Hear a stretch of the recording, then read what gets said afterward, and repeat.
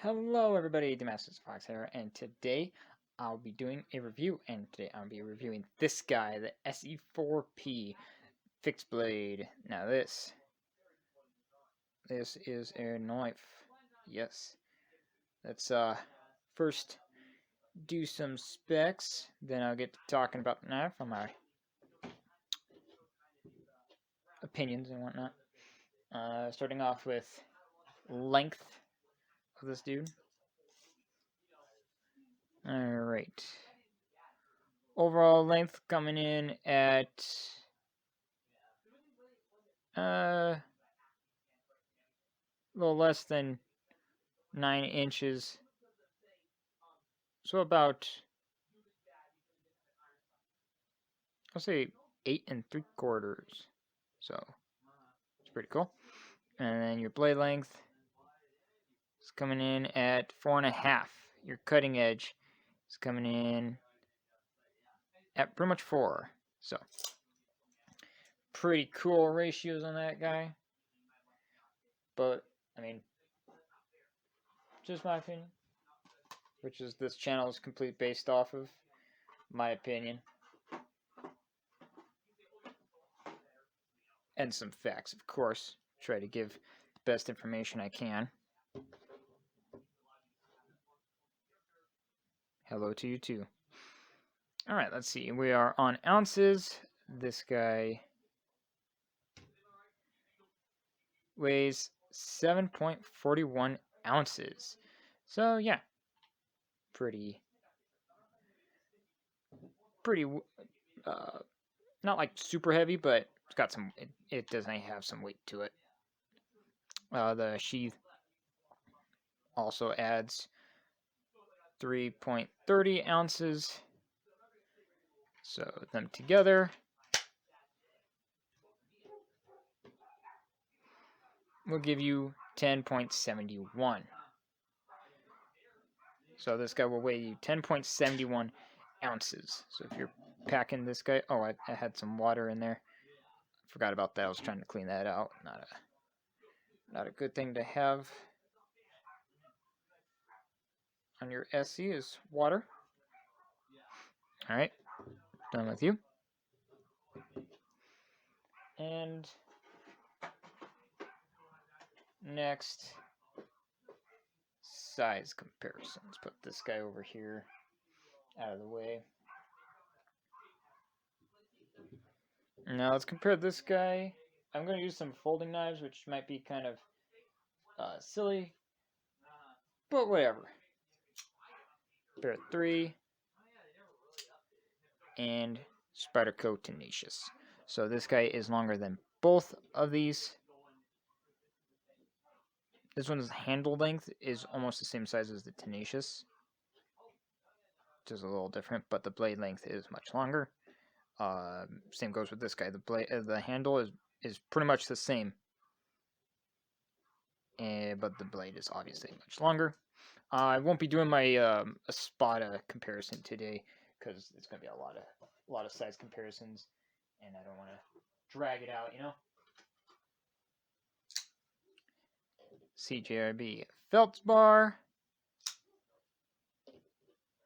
full-sized and small. So this guy's still much bigger than both of them, including the full size. So, yes. And let's do this one. I'm going to now start doing my size comparisons no longer with the Wee Banter. I'm going to now do it with my carbon fiber bug out. It just seems like it will make a little bit more sense since almost everybody knows the bug out. And then Freak, because that's the other Benchmade I have, and it seems right. There we go. So yeah, this guy's still definitely bigger, but much bigger than the bug out. So sorry, Wee Banter, but yeah, I'm going to start doing it with the bug out now. And let's do a few fixed blades just to give you an idea of the Mora. I keep forgetting. I think this is the 515, but I could be wrong. See, does it have it on it? No. Yeah. But Mora. There you go. The Mora's handle is longer than this one's handle, but the blade is longer than the Mora. And this one, Buck 119 Special. Everyone knows this guy, right? Come on. Yep. Alright, so the handle is just a tad bit bigger, but the blade is actually much longer. Put this guy away. Where do you go? Let's go all the way over here. There you go. Got so much stuff on my table, it's hard to put everything. Find space for it. Once I get more organized, things will be a lot faster here. And let's do this guy. This is the Bradford Guardian 3. Excellent little fixed blade. Just to throw that in there. And let's go with the Cold Steel Recon Tonto. Big boy. There you go. So obviously the Recon Tonto is much longer, but this guy is longer than the Guardian 3. So yeah. Oh, I was about to put it in the wrong sheet. Look at that. So, let's see if it fits. Yeah. There we go. Yeah. I can highly recommend those two as well. Even though I don't think I've reviewed them yet, but so far for what I've used, fantastic fixed blades. Alright, next, let's go with height. We don't really need to do height very much on this guy. I'm just going to brush through this real quick. Height on this guy. Yeah, yep. So, yeah, this guy is not as tall as pair 3. Let's just do the height on the Guardian. Give you a little comparison. So the Guardian is like this. So this guy will run a little bit higher. The height comparison is kind of more for fixed blades in my opinion, but folding knives in my opinion, but it still kind of works with that. Now let's go with width. Now, luckily on my reviews, I got myself some calibers, so I'm going to start using this to show you the stock. Okay, so we are zeroed in, and we are on inches. So the stock on this guy is 0.17. So that's pretty cool. Yeah, it was fun. Got to use my new calibers for the first time. 0 and oh, dang it, turn you off. Boom. All right.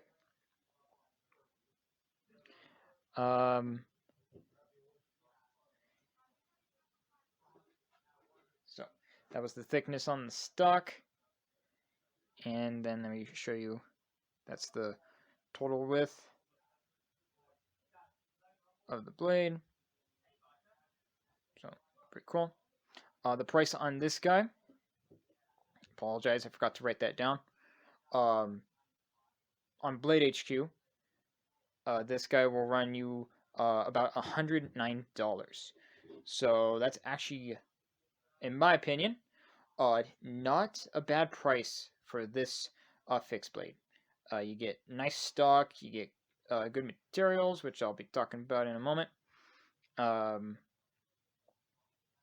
yeah, $109, get yourself a nice beefy fixed blade that's not too big but not too small. You can do a lot with this guy. So yeah, not a bad price in my opinion.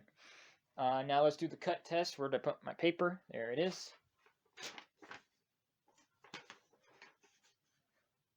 Now, to let you know, I have used this knife quite extensively, so this is my edge. I just recently sharpened it.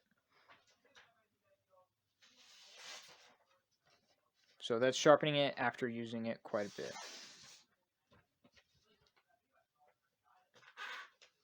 Yeah. those fibers. There we go.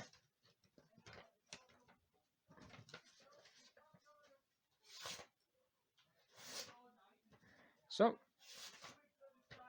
needless to say, I got it sharp, which I'm pretty proud of, if I do say so myself.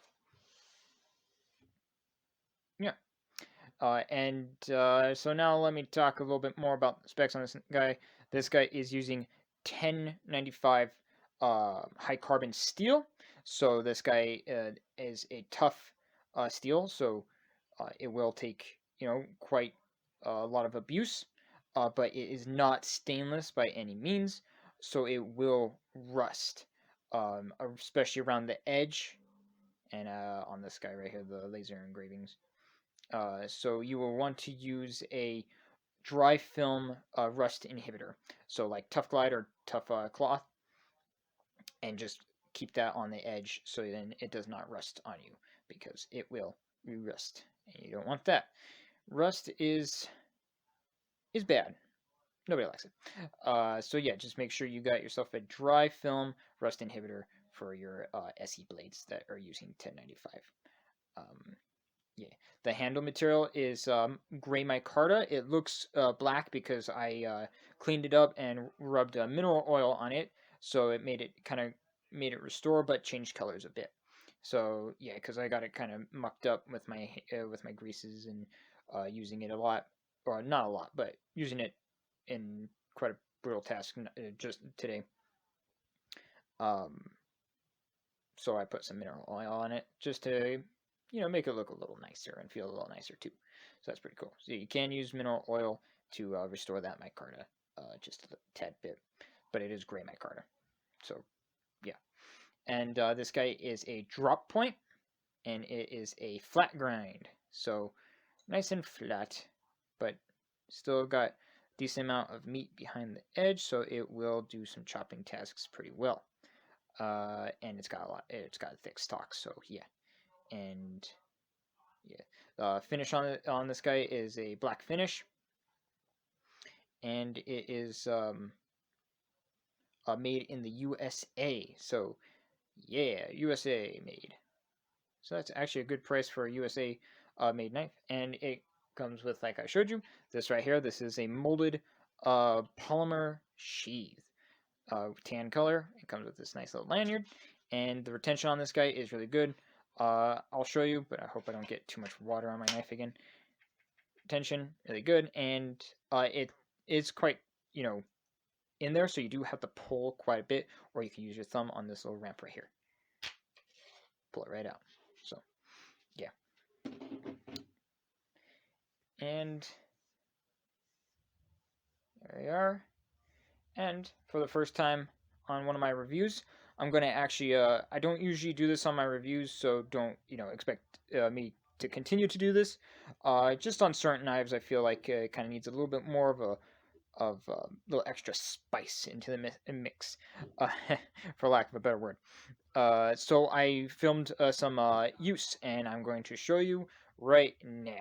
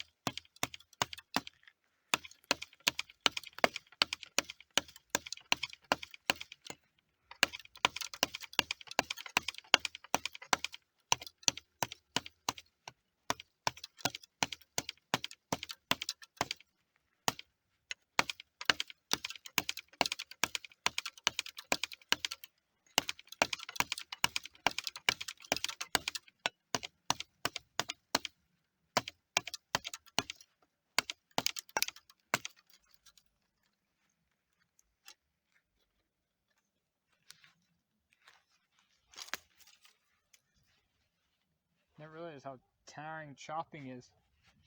My arm hurts. But this thing does it very well.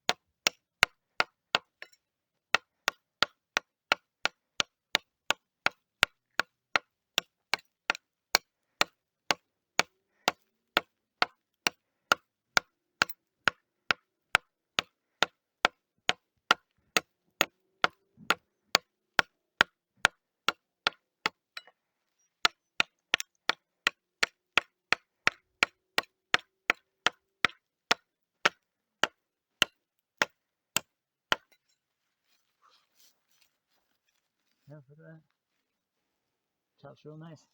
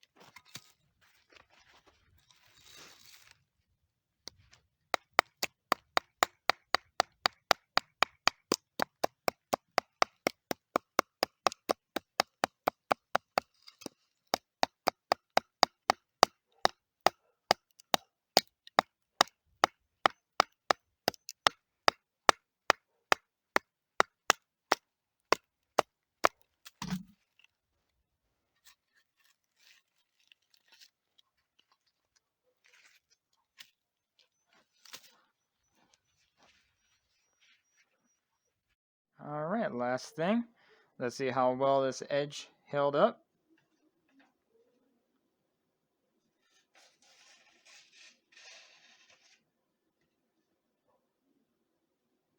Not bad for going through branches, but definitely could use a touch-up.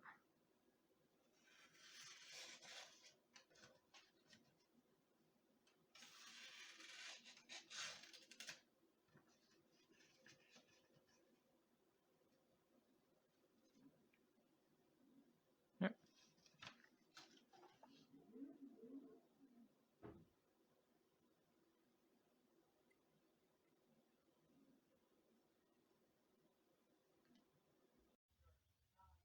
Alright, I hope you enjoyed that, and I hope you think that I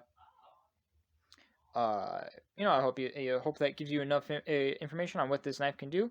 I was actually very pleasantly surprised on how well it chopped.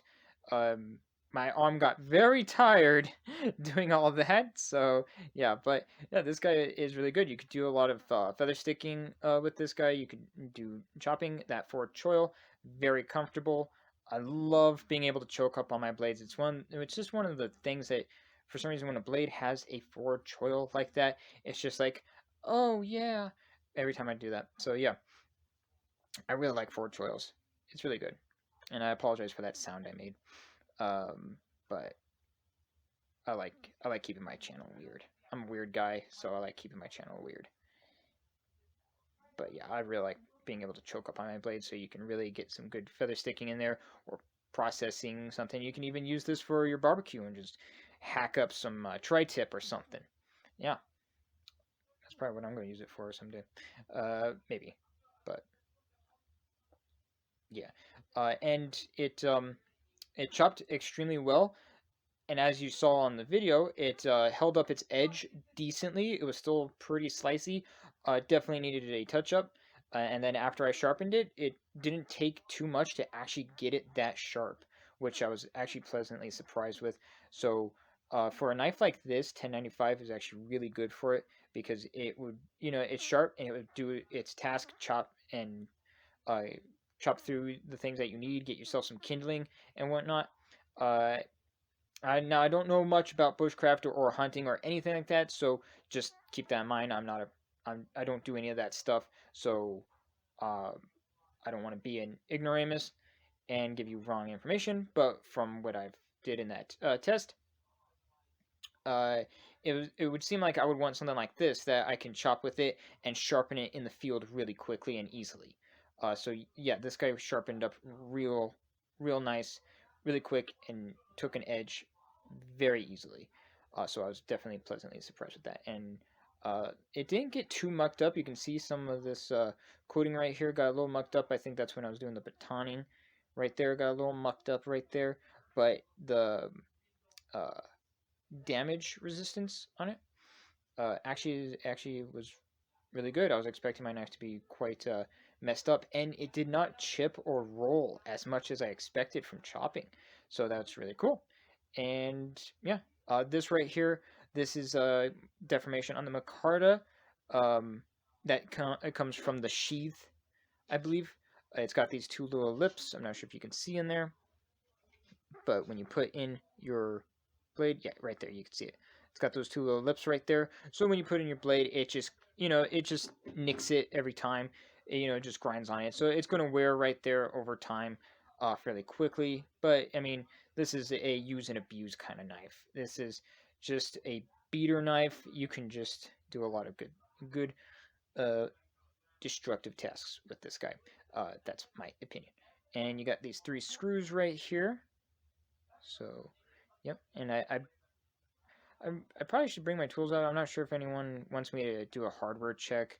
Let me know in the comments if you would prefer me to do a hardware check for you guys. I figured everybody has a tool set. If you're into knives, you probably have a tool set, um, or you're going to get a tool set eventually that will have a T8 or a T6 or T whatever. But if you would like me to tell you what the hardware is, let me know. Then I'll start doing that in my reviews. Yeah. And then you got your lanyard hole, so for those who like lanyards, which is also pretty cool. And I think it's got this nice little orangey pop of color right there on the liners, so that's pretty cool. And I think that's pretty much it that I can add to this. Uh, I like it. I definitely plan on getting more ESEE knives, worth the money in my opinion, and it held up very well. The edge held up surprisingly better than I expected, and sharpened very quick. Took an edge beautifully. Very comfortable, very ergonomic. I was cutting with this guy. It did tend to kind of roll out of my hand, but I don't think that's the knife's problem. I was wearing gloves, as you saw in the video, and I have dexterity issues when it comes to gripping. So if I grip something for a long time, my hand hurts really bad. So that I think is on me, not the knife's fault. It is very comfortable, and that forward trail is fantastic, and it's got perfectly placed jimping. Oh, the jimping, how I love thee. Yeah, so fantastic knife, fantastic price, fantastic fixed blade, and that is my opinion because I'm a professional. Oh, I love calling myself a professional. Okay, I'm time to end this video. I hope you like this video. If you like more knife and EC related content, check out my other videos and remember to subscribe because I post every Friday, Saturday, and Sunday, and there'll be more knives and more videos in the future. Thank you again for watching and have a fantastic day. Bye.